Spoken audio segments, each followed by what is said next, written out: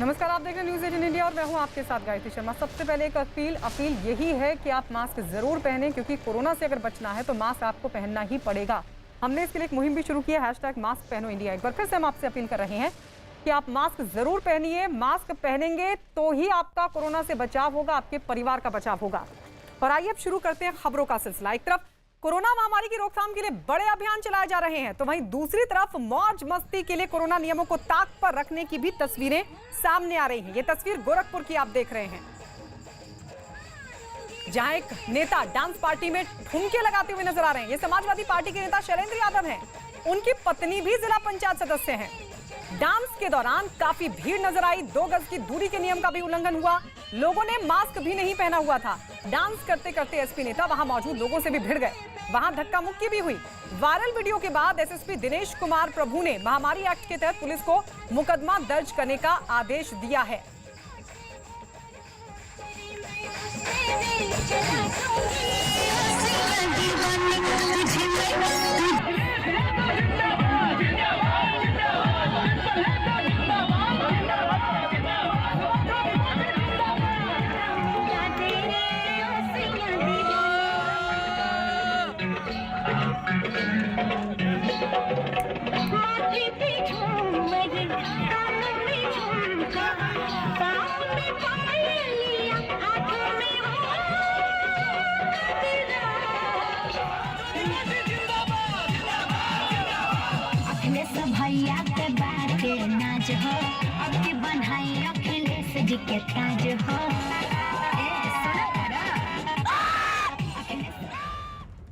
थाना कैंपियरगंज क्षेत्र में एक शादी समारोह में कुछ लोग अश्लील डांस करते हुए एक वीडियो वायरल हो रहा है। इस संबंध में जांच किया गया है। उस तथ्यों के आधार पर एफआईआर दर्ज करने के लिए मेरे द्वारा आदेश कर दिया गया है।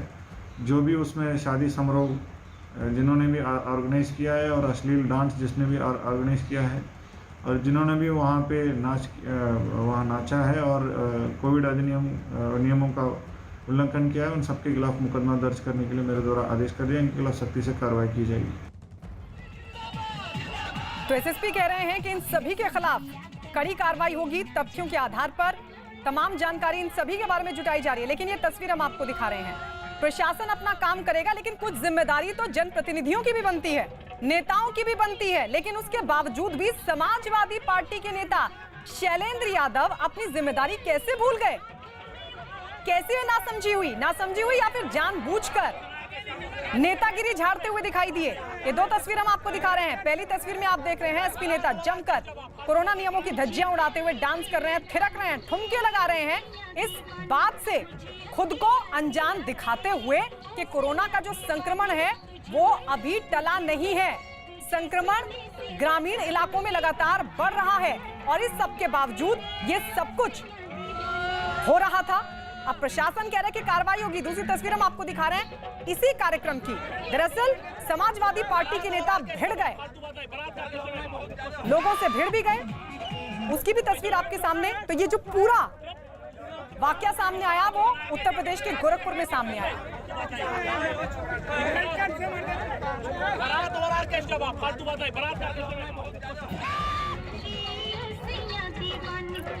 और इस वक्त हमारे साथ हमारे सहयोगी राम गोपाल हमारे साथ लाइव जुड़ गए हैं। राम गोपाल, सबसे पहले तो अभी क्या अपडेट है इस पूरे मामले पर? क्योंकि थोड़ी देर पहले जब बीजेपी के सांसद रवि किशन से हमारी बात हुई तो उन्होंने भी कहा कि सख्त से सख्त कार्रवाई होनी चाहिए ऐसे लोगों पर।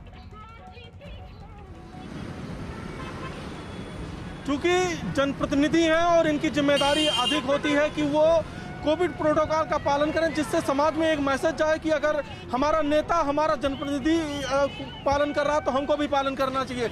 लेकिन जब वही नेता, वही जनप्रतिनिधि ही कोविड प्रोटोकॉल या नियमों की जब धज्जियां उड़ाने लगता है, जब नियम कानून ताक पे रख देता है, तो उसके ऊपर सख्त से सख्त कार्रवाई होनी चाहिए। क्योंकि समाजवादी पार्टी के ये वरिष्ठ नेता हैं वहाँ के, और साथ ही इनकी पत्नी जो है जिला पंचायत सदस्य हैं।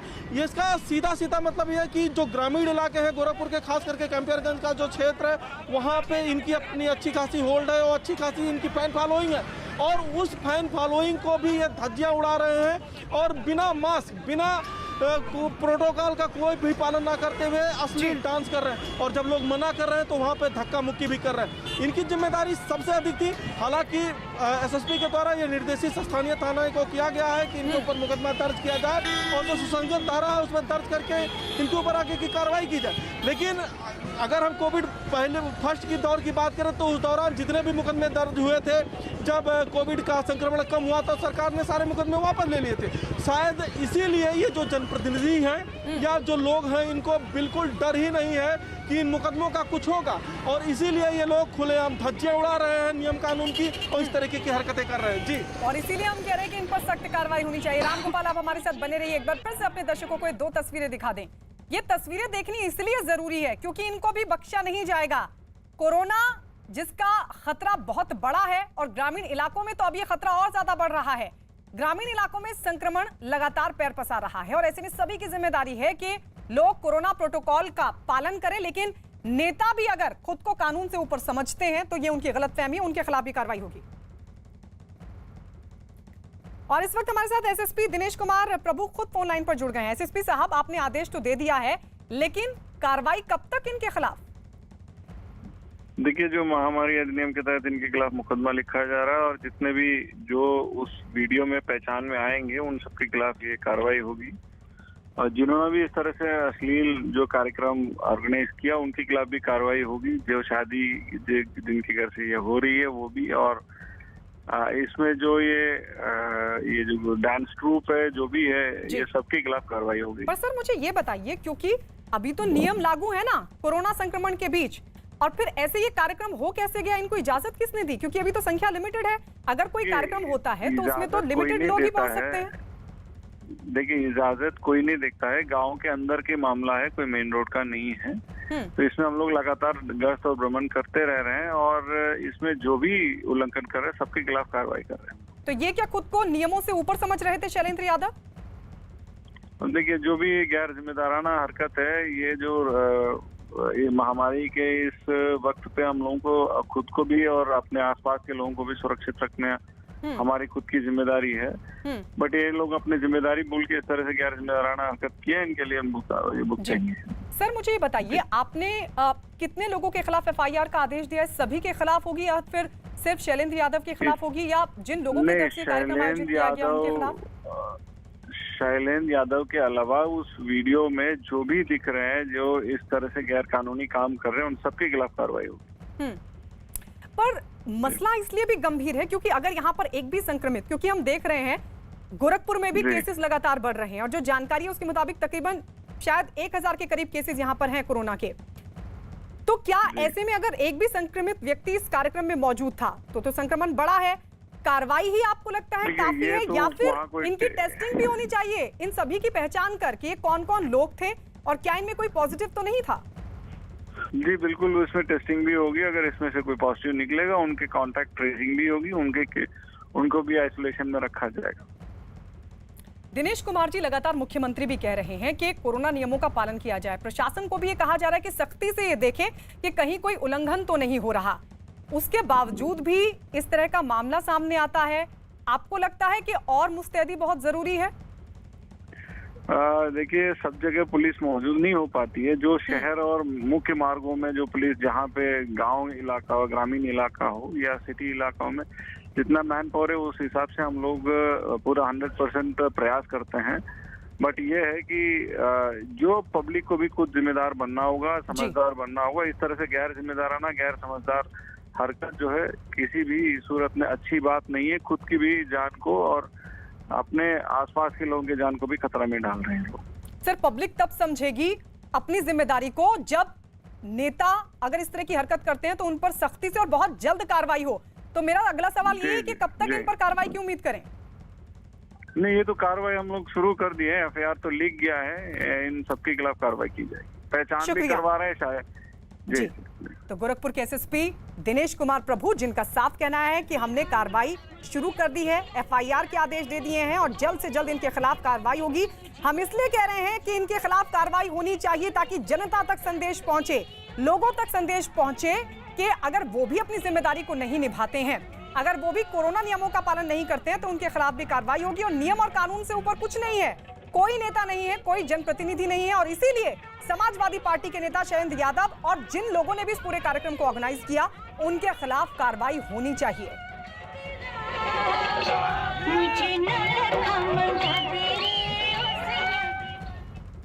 समाजवादी पार्टी के नेता कोरोना नियम तोड़ने और वायरल वीडियो आने के बाद बीजेपी सांसद रवि किशन ने इस पूरे मामले को गंभीर बताया।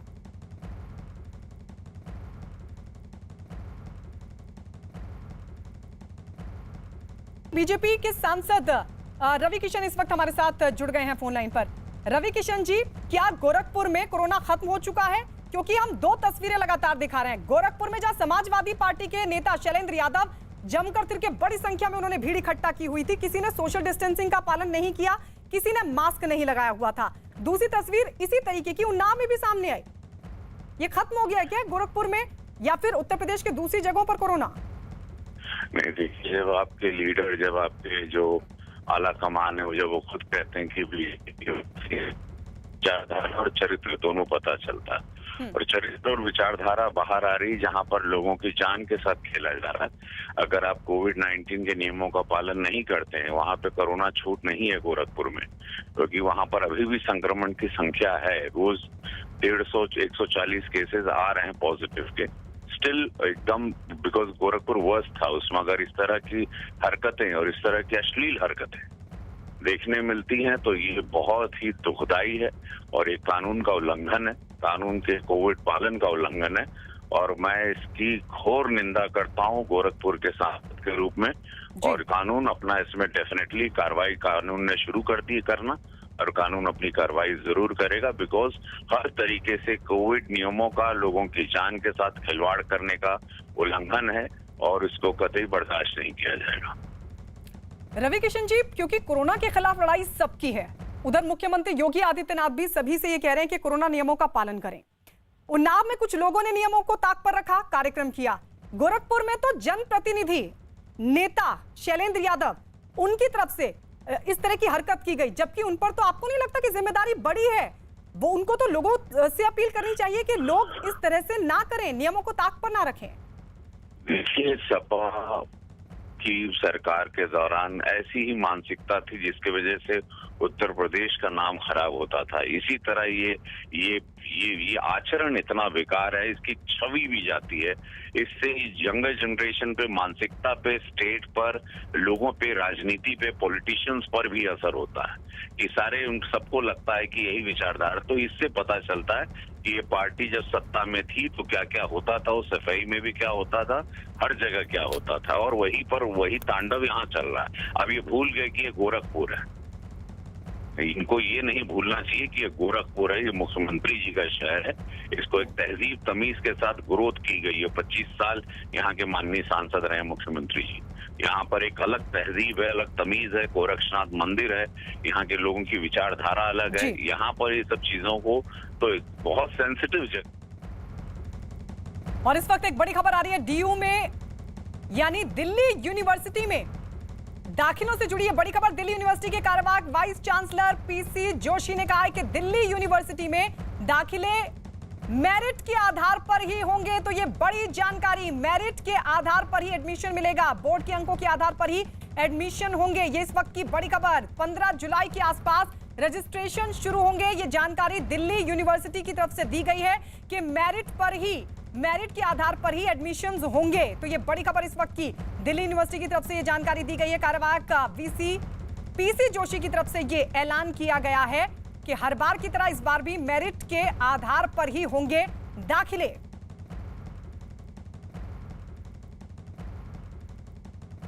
बोर्ड के, उनके कोई भी बोर्ड हो, चाहे सीबीएसई हो चाहे कोई दूसरा बोर्ड हो, बोर्ड से जो भी उनको मार्क्स मिलेंगे उन्हीं मार्क्स को आधार बना करके दिल्ली विश्वविद्यालय अपनी मेरिट का निर्धारण करने वाली है। ये हम उसको भी मान लेंगे, क्योंकि जो हमारे बोर्ड्स हैं वो काफ़ी, मैं समझता हूँ कि काफ़ी अनुभवी बोर्ड्स हैं और वो काफ़ी वस्तुनिष्ठ हैं, इसलिए वो हमें छात्रों छात्राओं की मेरिट हमें दे देंगे और उसको हम आधार बना करके दिल्ली विश्वविद्यालय में, जैसे हम हर साल करते हैं मेरिट आधारित एडमिशन लेते हैं, वैसे ही इस बार भी मेरिट आधारित प्रवेश हम अपने छात्रों को देंगे। 15 जुलाई के आसपास हम अपना रजिस्ट्रेशन शुरू करने जा रहे हैं दिल्ली विश्वविद्यालय में। और मैं ये सब स्टूडेंट्स को ये विश्वास दिलाना चाहता हूँ कि सबको दिल्ली विश्वविद्यालय में सारे बोर्ड, भारत के जितने भी बोर्ड हैं, सबको बराबर का मौका हम देंगे। तो आपको बता दें, उधर सीबीएसई बोर्ड की परीक्षा रद्द कर दी गई थी और उसको लेकर पीएम लगातार आज उनकी तरफ से छात्रों और उनके परिवार वालों से भी बातचीत की गई। लेकिन इसी बीच दिल्ली यूनिवर्सिटी के कार्यवाहक वीसी पीसी जोशी की तरफ से यह बड़ा ऐलान कर दिया गया। उन्होंने कहा कि हर बार की तरह इस बार भी मेरिट पर ही दाखिले होंगे, एडमिशन के लिए छात्र परेशान ना हो, ये उनकी तरफ से कहा गया। और साथ ही ये भी जानकारी दी गई कि एडमिशन होगा मेरिट के आधार पर ही, बोर्ड के अंकों के आधार पर ही एडमिशन दिल्ली यूनिवर्सिटी के अलग अलग कॉलेजेस में दिए जाएंगे। 15 जुलाई के आसपास रजिस्ट्रेशन शुरू कर दिया जाएगा। छात्रों के मन में सवाल जरूर था कि किस तरीके से अब चीजें आगे बढ़ेंगी जब सीबीएसई बोर्ड की परीक्षाओं को भी रद्द कर दिया गया। लेकिन सीबीएसई और दूसरे जो बोर्ड हैं उन सभी की मेरिट के आधार पर ही एडमिशंस होंगे। प्रियंका हमारे सहयोगी हमारे साथ जुड़ गई हैं। प्रियंका, ये जो ऐलान किया गया है, जरा छात्रों को भी समझाइए कि किस तरीके की जानकारी यूनिवर्सिटी की तरफ से दी गई है। जी देखिए गायत्री, बहुत अटकलें लग रही थी जब ये बात सामने आई कि 12th के जो एग्जाम्स है वो कैंसिल कर दिए गए हैं। तो ये अटकलें लगाई जा रही थी, क्या अब एंट्रेंस बेस पे हर कोर्स पे एडमिशन होगा डीयू में। तो इसको क्लैरिफाई किया गया है कि जैसे अब तक दिल्ली यूनिवर्सिटी पे मेरिट पर, कट ऑफ पर जो एडमिशन है वो होते आए हैं, उसी तरीके से इस साल भी कंटिन्यू रहेंगे। हालांकि कुछ कोर्सेज हैं जिनमें एंट्रेंस टेस्ट के जरिए ही एडमिशन मिलता है, उस पर अभी यूनिवर्सिटी का फैसला आना बाकी है। बाकी जो जनरल कोर्सेज की बात करें, ऑनर्स कोर्सेज की बात करें, उनमें जैसे पिछले साल तक एक कट ऑफ लिस्ट आती थी, छात्र पहले फॉर्म भरते थे, कट ऑफ लिस्ट के अनुसार कॉलेजेस में एडमिशन लेते थे, वही पूरा रूटीन इस साल भी फॉलो होगा। कोविड के चलते या एग्जाम के कैंसिल होने के चलते इसमें किसी तरीके के बदलाव नहीं किए गए हैं। और अगले 2 हफ्ते में सीबीएसई की तरफ से भी ये जानकारी मिल जाएगी कि किस तरीके से मूल्यांकन किया जाएगा, किस तरीके से नंबर्स दिए जाएंगे। तो छात्रों को कम से कम जो दिल्ली यूनिवर्सिटी में एडमिशन लेने की सोच रहे हैं, किसी तरीके का कोई कंफ्यूजन ना हो। मेरिट कट ऑफ जैसे पिछले साल तक होता था उसी तरीके से इस साल भी होगा। जी शुक्रिया प्रियंका। तो ये बड़ी जानकारी अब दी गई है, दिल्ली यूनिवर्सिटी की तरफ से कहा गया है कि एडमिशन होगा, लेकिन मेरिट के आधार पर ही एडमिशन होगा, यानी बोर्ड के अंकों के आधार पर ही छात्रों को कॉलेज में एडमिशन दिया जाएगा। इस सब के बीच आपको ये भी बता दें कि क्योंकि सीबीएसई की बोर्ड की 12वीं की जो परीक्षा है उसको लेकर पीएम लगातार नजर बनाए हुए हैं। पीएम ने आज भी छात्रों से संवाद किया, उनके परिवार वालों से संवाद किया, लेकिन अब अगले 1 से 2 हफ्ते में। और इस सबके बीच एक और बड़ी खबर आपको बता दें, महाराष्ट्र में अनलॉक की प्रक्रिया शुरू हो चुकी है। महाराष्ट्र में कल से अनलॉक की शुरुआत होने जा रही है। तो ये बड़ी जानकारी, महाराष्ट्र से 5% से कम पॉजिटिविटी दर वाले जिले अनलॉक कर दिए जाएंगे, यानी जहां पॉजिटिविटी रेट 5% से कम है वहां पर अनलॉक की प्रक्रिया शुरू हो जाएगी। अभी 18 जिलों में अनलॉक की प्रक्रिया होगी, यहां पर केसेस कम है। 5 चरणों में कुछ जिलों में अनलॉक होगा, इस तरह का फैसला लिया गया है। इस सबके बीच बड़ी जानकारी आपको एक बार फिर से बता दें कि महाराष्ट्र में अनलॉक की जो प्रक्रिया है वो कल से शुरू होने जा रही है। लेकिन नियम ये होगा कि जहां पर पॉजिटिविटी दर जो है 5% से कम है, उन्हीं जिलों को अनलॉक किया जाएगा, यानी उन्हीं जिलों में छूट दी जाएगी शर्तों के साथ, वो भी। और जानकारी कि अभी 18 जिलों में अनलॉक की प्रक्रिया शुरू होगी। तो ये बड़ी खबर इस वक्त की महाराष्ट्र से।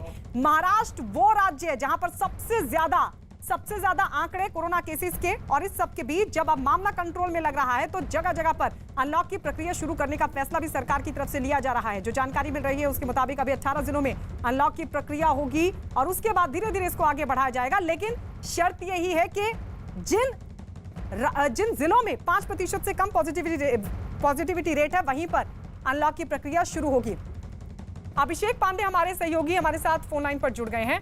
अभिषेक, ये कौन कौन से जिले होंगे जहां पर पॉजिटिविटी रेट 5% से कम है, अनलॉक की प्रक्रिया शुरू होने जा रही है, और शर्तें क्या क्या हैं? देखिए, जिन जिलों में 5% से कम का पॉजिटिविटी रेट पहुंचा है और खास करके ऑक्सीजन बेड्स ऑक्युपाइड करने की बात हो तो उन जिलों में सिर्फ 25% ऑक्सीजन बेड्स ऑक्युपाइड हैं, उन जिलों को पूरी तरीके से अनलॉक किया जाएगा। महाराष्ट्र सरकार ने अनलॉक की प्रक्रिया को अपनाते समय कई सेक्शंस रखे हैं, जिसमें लेवल 1, लेवल 2, लेवल 3 इस तरीके से रखे हैं। तो ऐसे लेवल 1 में उन चीजों को रखा गया है जो जिसमें 5% से कम और 25% सिर्फ ऑक्सीजन बेड ऑक्युपाइड है, उन जगहों को पूरी तरीके से अनलॉक किया जाएगा।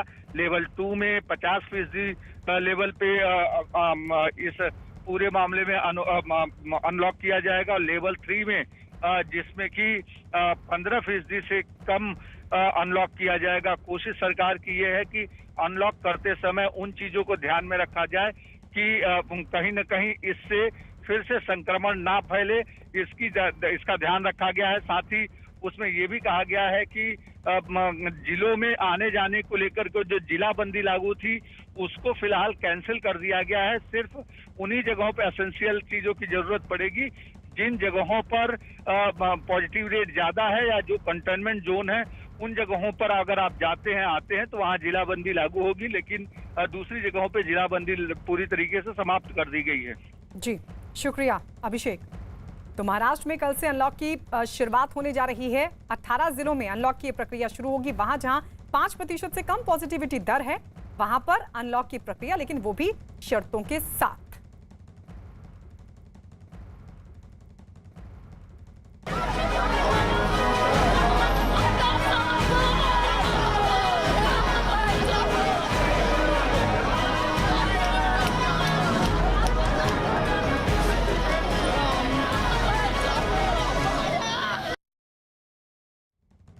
जम्मू कश्मीर के पुलवामा में आतंकियों ने बीजेपी नेता और त्राल में नगरपालिका के अध्यक्ष राकेश पंडिता की गोली मारकर हत्या कर दी। पुलिस के मुताबिक राकेश पंडिता अपने घर के ही पास किसी दोस्त से मिलने उसके घर पर गए हुए थे, तभी आतंकियों ने उन पर हमला किया। उन पर ताबड़तोड़ गोलियां चलाई गई, जिसमें वो बुरी तरह जख्मी हो गए। फौरन हमले में घायल राकेश को इलाज के लिए अस्पताल पहुंचाया गया, जहां उनकी मौत हो गई। पुलिस की तरफ से उन्हें सुरक्षा मिली थी, लेकिन जिस वक्त ये हमला हुआ उस दौरान वो सुरक्षा कर्मियों को अपने साथ नहीं ले गए थे।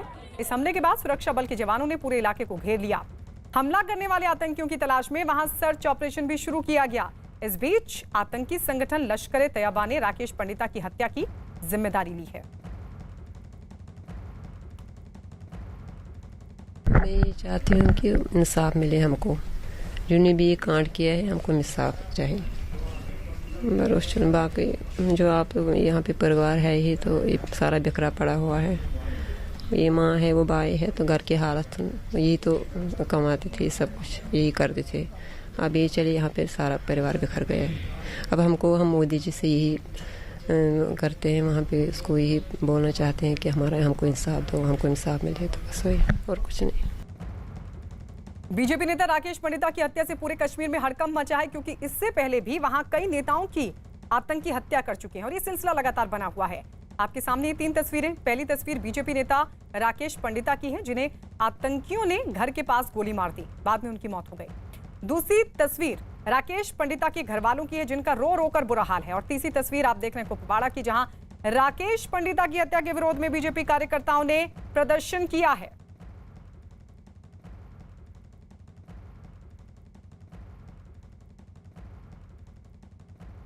बीजेपी नेता राकेश पंडिता की हत्या के बाद घर में मातम पसरा है। पूरे परिवार पर दुखों का पहाड़ टूट पड़ा है। हत्या से नाराज राकेश पंडिता के घर वालों ने आतंकियों के सफाई की मांग उठाई। अब जो कोई ये सीधी सी ये वहाँ पर एक अपना वहाँ पर तिरंगा लहराने गया था। अब ये वहाँ का काम करने के गया था, वहाँ पर तिरंगा लहरा था। अब ये उसने एक किस्म की कुर्बानी अपने देश के लिए दे दी है। अब सरकार को ये चाहिए कि जो इसका पीछे परिवार पड़ा है, जिसका कोई यही तो एक अर्निंग मेंबर था सरकार इस फैमिली में, तो अब इसके लिए इसको सरकार को सोचना चाहिए कि इसकी फैमिली को कैसे आर्थिक सहायता मिले।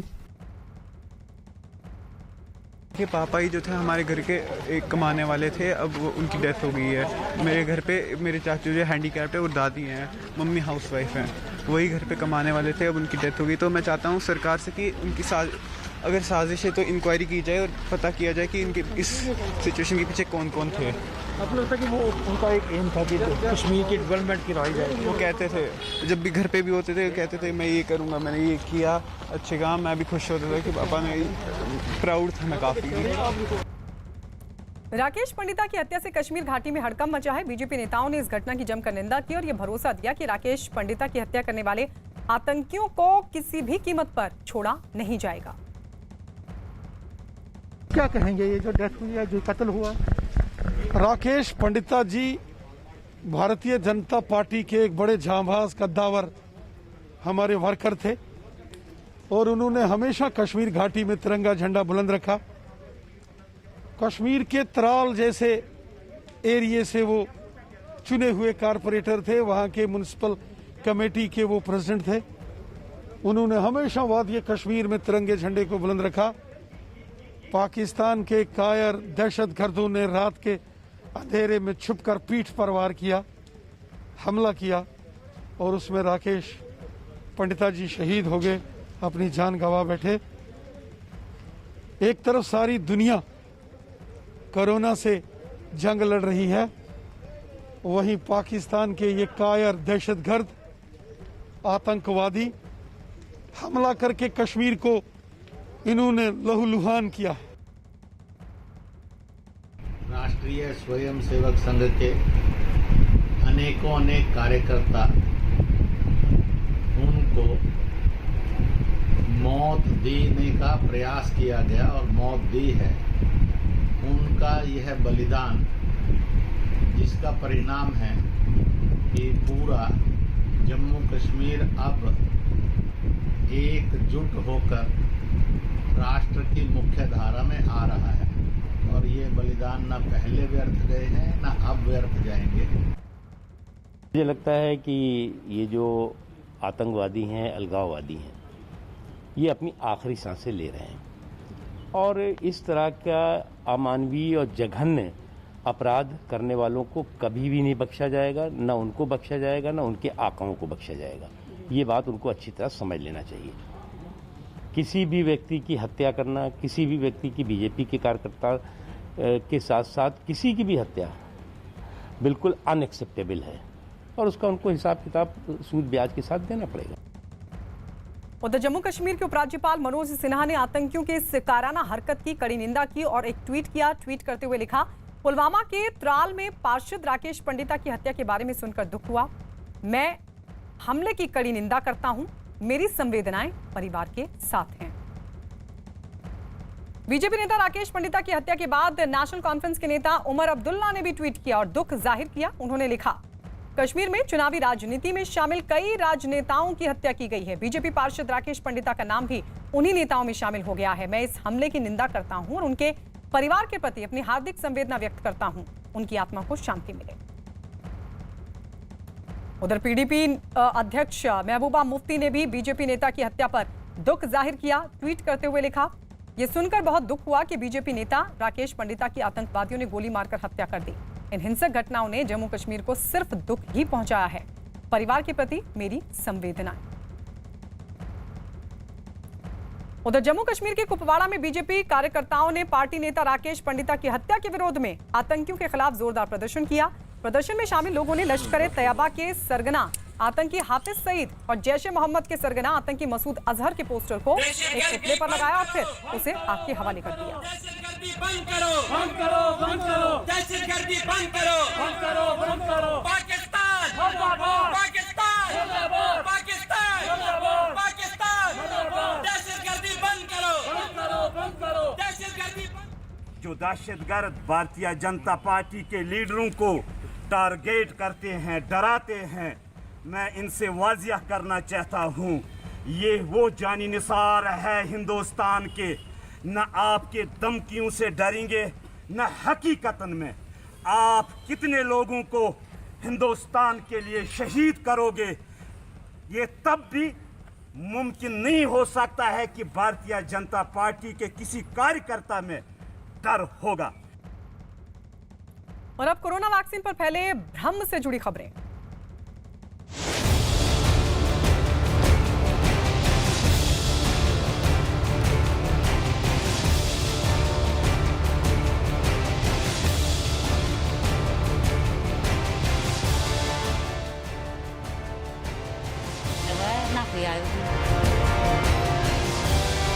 न्यूज 18 इंडिया पर खबर दिखाए जाने के बाद नगीना इलाके में 3 दिन बाद टीकाकरण अभियान शुरू हो गया है। देश अब भी कोरोना की दूसरी लहर से जूझ रहा है। हालांकि कोरोना के मामलों में कमी जरूर आई है, लेकिन इसका खतरा अभी टला नहीं है। लोगों को कोरोना के खतरे से बचाने के लिए पूरे देश में वैक्सीनेशन अभियान चलाया जा रहा है। हर किसी से अपनी बारी आने पर टीका लगवाने की अपील हो रही है। स्वास्थ्य विभाग की टीमें गांव-गांव जाकर लोगों को कोरोना वैक्सीन लगवाने की अपील कर रही हैं। लेकिन कई ऐसे राज्य हैं जहां के गांव में रहने वाले लोग कोरोना वैक्सीन लेने से दूर भाग रहे हैं और इसी से जुड़ी ये 5 तस्वीरें हम आपको दिखा रहे हैं। पहली तस्वीर उत्तर प्रदेश के मथुरा की, जहां लोगों ने वैक्सीन लगवाने से ही साफ इनकार कर दिया। दूसरी तस्वीर हरियाणा के नूह की, यहां भी अफवाह की वजह से लोग वैक्सीन लेने से मना करते नजर आए। तीसरी तस्वीर उत्तर प्रदेश के इटावा की। यहां लोगों ने अंधविश्वास की वजह से कोरोना का टीका लगवाने से वो डरे हुए नजर आए। तो वहीं चौथी तस्वीर आप देख रहे हैं बिहार के दानापुर की। स्वास्थ्य कर्मियों के लाख समझाने के बावजूद भी यहां लोग वैक्सीन लगवाने के लिए तैयार नहीं थे। पांचवी तस्वीर बरेली की है। यहां भी अफवाहों का असर देखने को मिला। वैक्सीनेशन के लिए गई टीम को बिना टीका लगाए ही बैरंग वापस लौटना पड़ा। तो सवाल यही है कि कैसे वैक्सीनेशन के इस अभियान को सफल बनाया जाएगा, क्योंकि लोगों में भ्रम फैला है और यह भ्रम उस वक्त भी कायम है जब लगातार स्वास्थ्य विभाग की जो टीम है वो इलाकों का दौरा कर रही है और ये जानकारी लोगों को दे रही है कि वैक्सीन क्यों जरूरी है, क्यों टीका लगवाना जरूरी है, कैसे कोरोना से बचाव होगा। लेकिन लोग हैं कि समझने को तैयार ही नहीं है। एक जगह से तस्वीर नहीं, अलग अलग जगहों से इसी तरह की तस्वीर सामने आई जहां लोग टीकाकरण से भाग रहे हैं, जहां लोग वैक्सीन नहीं ले रहे हैं और उसकी वजह है उनके बीच फैला भ्रम। उत्तर प्रदेश के मथुरा जिले में मौजूद चौकीपुरा गांव में रहने वाले लोगों के बीच कोरोना वैक्सीन पर कई तरह की अफवाहें फैली हुई हैं, जिसकी वजह से इस गांव के लोगों ने टीका लगवाने से साफ इनकार कर दिया। इस गांव की आबादी करीब 1800 है। कुछ दिन पहले इस गांव में वैक्सीन लगाने के लिए स्वास्थ्य विभाग की एक टीम पहुंची थी, लेकिन वहां सिर्फ 10 लोगों ने ही वैक्सीन लगवाई। न्यूज 18 की टीम इस गांव में पहुंची, उनसे कारण पूछा तो वहां के लोग अजीबोगरीब बहाना बनाते नजर आए। किसी ने वैक्सीन को नकली बताया तो किसी ने वैक्सीन की वजह से लोगों की मौत होने का दावा कर दिया। न्यूज 18 इंडिया की टीम नगला संजा गांव में है जो कि मथुरा जिले में है और इस वक्त हम लोग मौजूद हैं एक स्वास्थ्य केंद्र के अंदर। आप बताइए क्या कुछ लोग ऐसे भी होते हैं जिनमें डर है, क्या स्थिति? आप लोग तो घरों में जाती हैं। डर इसलिए है कि पहला फर्स्ट टीका लगवाने के बाद लोगों में बुखार की स्थिति पैदा हुई है और कुछ लोग इस बुखार आने से घबरा गए हैं, तो वो सोच रहे हैं कि दूसरा टीका लगने से भी हमें यही स्थिति होगी, लेकिन वो इस चीज़ को नहीं समझ पा रहे कि ये हमारे लिए सेफ है, हमें ये लगवाना जरूरी चाहिए सबको। हम तो बहुत समझाते हैं फील्ड में कि आप लोग ये टीका लगवाइए जिससे कि आप लोग सेफ रह सकते हो आगे आने वाली बीमारी से। ऐसी बात है, आप लोग भी जहाँ जाते हैं? ऐसी बात है सब जगह। प्रधान जी, आपने कहा कि बहुत लोगों ने टीका ले लिया, लेकिन फरवरी से लेकर अब तक तो काफी वक्त बीत गया। फरवरी में अच्छी खासी संख्या थी, मैंने रजिस्टर देखा, लोग आते थे। अभी आपको दिखाना चाहेंगे ये संख्या, देखिए अभी तक सिर्फ 9 लोगों ने यहाँ टीका लगवाया है। कल की 9 लोगों का है। इससे पहले ये है, ये कितने लोगों की? 50 में से ये कल का है, ये कल का है, सराय का। तो ये दूसरी जगह का। यहाँ का जो है, यहाँ का रजिस्टर तो ये है, ये पहले के हैं। आज का तो 9 है सिर्फ। आज का यहाँ सिर्फ 9 लोगों ने टीका लगाया। इसके पहले जब यहाँ टीका लग रहा था कितने लोगों ने लगवाया? कभी 60, कभी 50, कभी 70। नहीं, उस समय फरवरी की बात नहीं कर रहा, अभी 90 तक भी लगे, लेकिन अभी लोग कम आने लगे।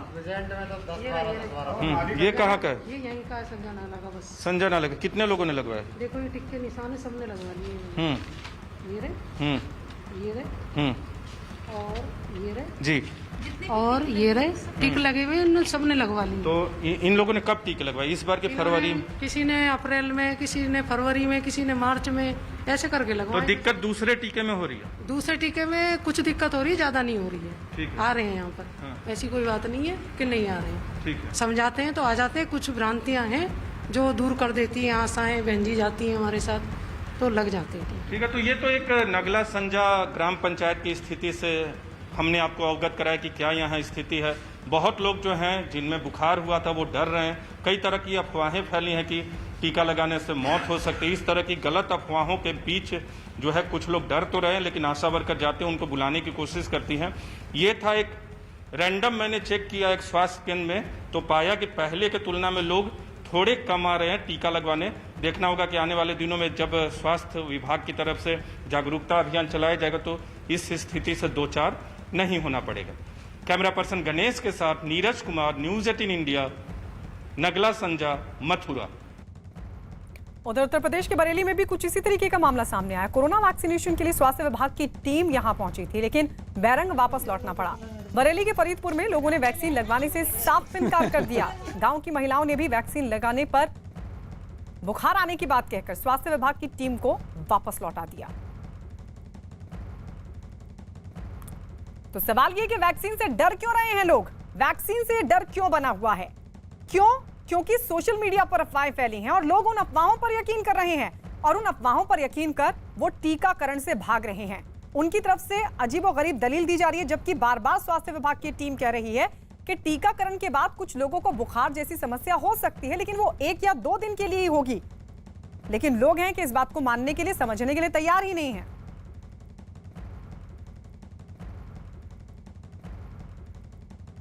ना लगवाए चाहे की हो, परेशानी चाहे ना हो, हम सही है। ना लगवाए चाहे की हो, परेशानी चाहे ना हो, हम सही है। उनके अंदर ये भ्रांति हो गई है कि टीका लगने से ऐसा है, हमें अभी बुखार नहीं है, टीका लगने का बुखार हो जाएगा और हम बीमार हो जाएंगे, तो इस वजह से लोग डर रहे होंगे। अगर उन्हें समझाया जाएगा, मोबिलाइज किया जाएगा, तो उनकी समझ में आएगा, टीका लगवाएंगे लोग। अभी कुछ समय 2 दिन पहले हमारा टीकाकरण थोड़ा कम हुआ था। अब जब मोबिलाइजेशन शुरू किया गया, टीका प्रकरण हमारा फिर से बढ़ने लगा है। वहीं हरियाणा के नूंह में न्यूज़ 18 की खबर का असर हुआ। न्यूज़ 18 इंडिया पर खबर दिखाने के बाद यहां के एक सेंटर पर लोगों को टीका लगना शुरू हुआ। टीकाकरण शुरू होने पर स्थानीय लोगों ने न्यूज़ 18 को धन्यवाद दिया। नूंह में कोरोना वैक्सीन को लेकर ऐसी अफवाह फैली थी, वहां एक समुदाय के लोगों ने वैक्सीन लगवाने से ही इनकार कर दिया था। हालात ये थे कि एक वैक्सीन केंद्र पर पिछले 3 दिनों में एक भी आदमी टीका लगवाने नहीं पहुंचा था। लोगों को टीकाकरण के लिए तैयार करने के लिए प्रशासन ने मुस्लिम धर्मगुरुओं की मदद दी।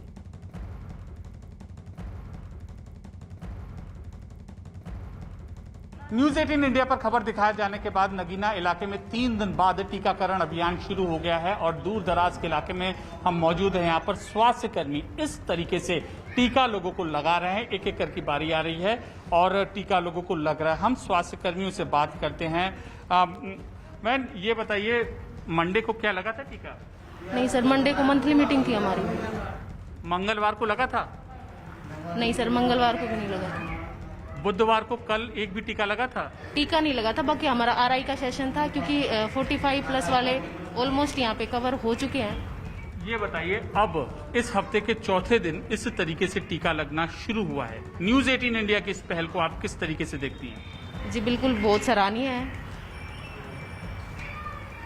मतलब इतने लोग मोटिवेट हो रहे हैं आपके आने से, तो बहुत अच्छी बात है। हम तो यही चाहते हैं कि यहाँ पे प्रॉपर वैक्सीनेशन हो, क्योंकि हम proper Monday to Saturday vaccination करते हैं PHC पे, लेकिन हम लोग शाम तक 4 बजे तक वेट करते रह जाते हैं। वहाँ PHC पे कोई भी नहीं पहुँचता। ठीक है, तो अगर आप लोगों के मोटिवेशन से कुछ हो रहा है तो बहुत ही अच्छी बात है। क्या कहना चाहेंगी आप?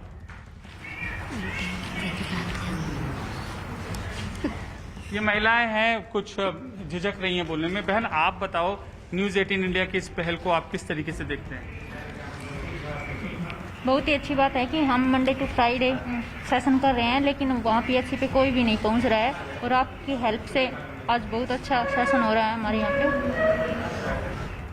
तो देखिए, मनोबल कैसे स्वास्थ्य कर्मियों का होता है, ये आज हमारी इस खबर दिखाए जाने के बाद इनके ऊपर साफ तौर पर देखा जा सकता है। जोश और उत्साह से जब जनता बढ़ चढ़कर हिस्सा ले रही है, ये भी उतने जोश से टीकाकरण अभियान यानी वैक्सीनेशन प्रोग्राम को अंजाम दे रहे हैं। कैमरा पर्सन करम सिंह के साथ अमित पांडे, नूंह, हरियाणा, न्यूज़ 18 इंडिया।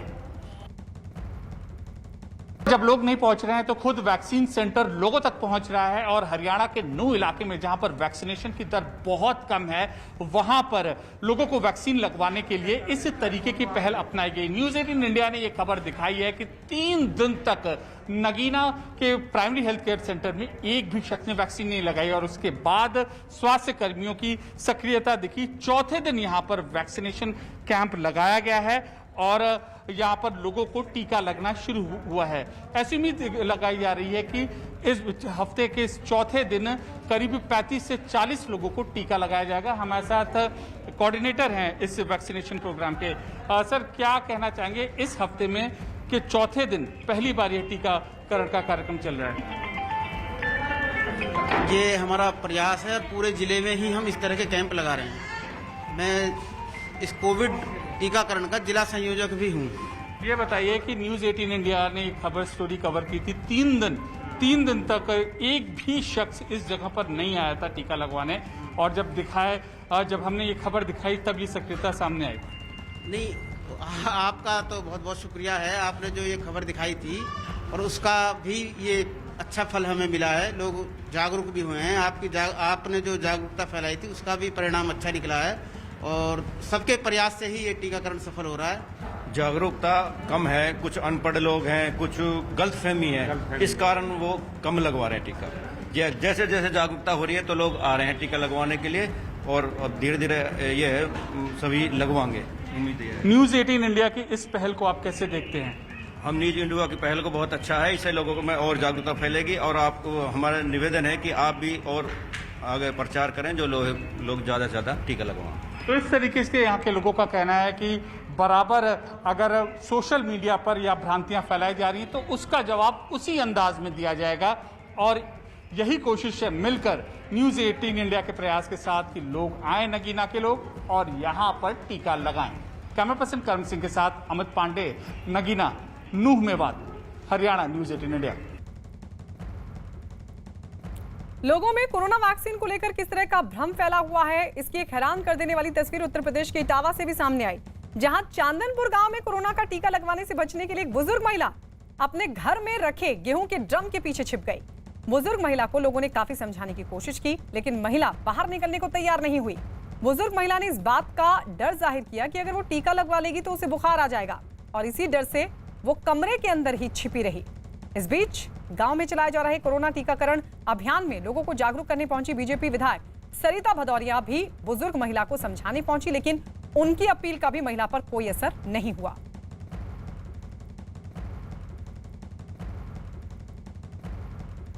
अम्मा वैक्सीनेशन वाले आए, अम्मा कहाँ दुखी हो? अम्मा ओ अम्मा इतने आओ अम्मा।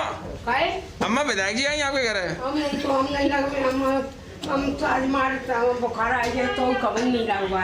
अच्छा अम्मा बाहर तो आओ, अम्मा बाहर आओ। अच्छा विधायक जी बुला रही, बाहर आओ अम्मा, बाहर आओ। अम्मा बाहर आओ, विधायक जी बुला रही है। एक मिनट, हम डॉक्टर आपके इंजेक्शन नहीं लगा रहे हैं, बाहर चलो मिलो तो आपको क्या बता रही है, सुनो तो कम से कम। अम्मा डरो, बात करने आए आपसे, डर के आप जा रहे हो।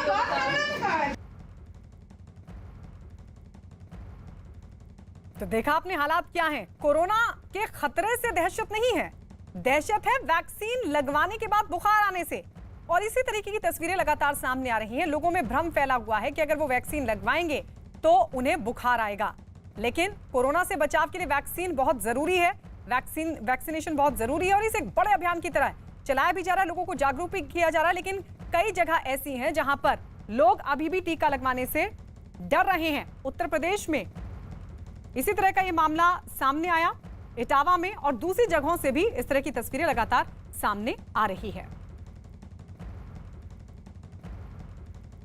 अम्मा वैक्सीनेशन वाले आए, अम्मा कहाँ दुखी हो? अम्मा ओ अम्मा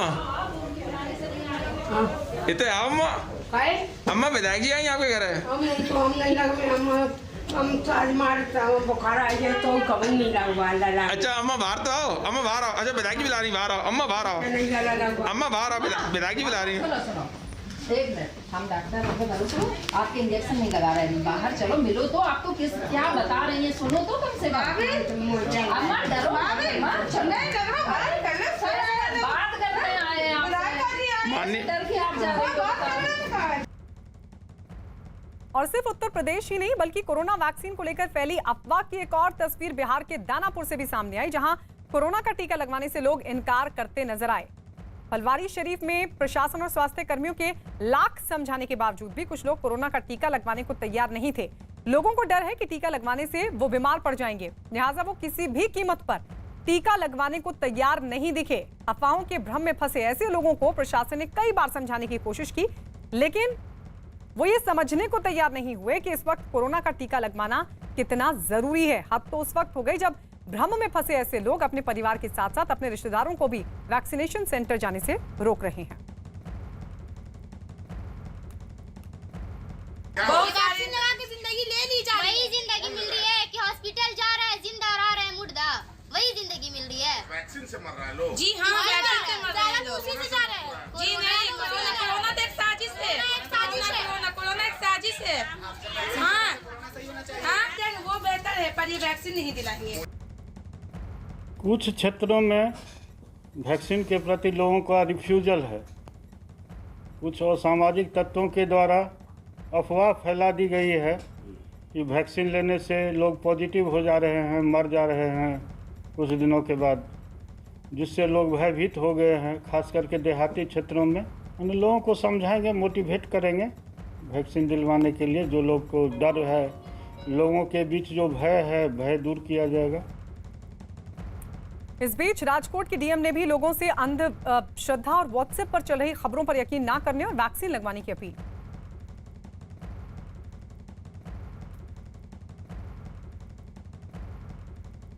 जो भी 45 प्लस है, आपके माता पिता हो या दादा दादी हो, सबको प्लीज़ आप वैक्सीनेट करा लीजिए, क्योंकि थर्ड वेव में ये वैक्सीन ही एक सुरक्षा कवच है हमारे पास, जिसके कारण से सेकेंड वेव में जितने लोग वैक्सीनेट हुए थे उनको कम बीमारी हुई थी।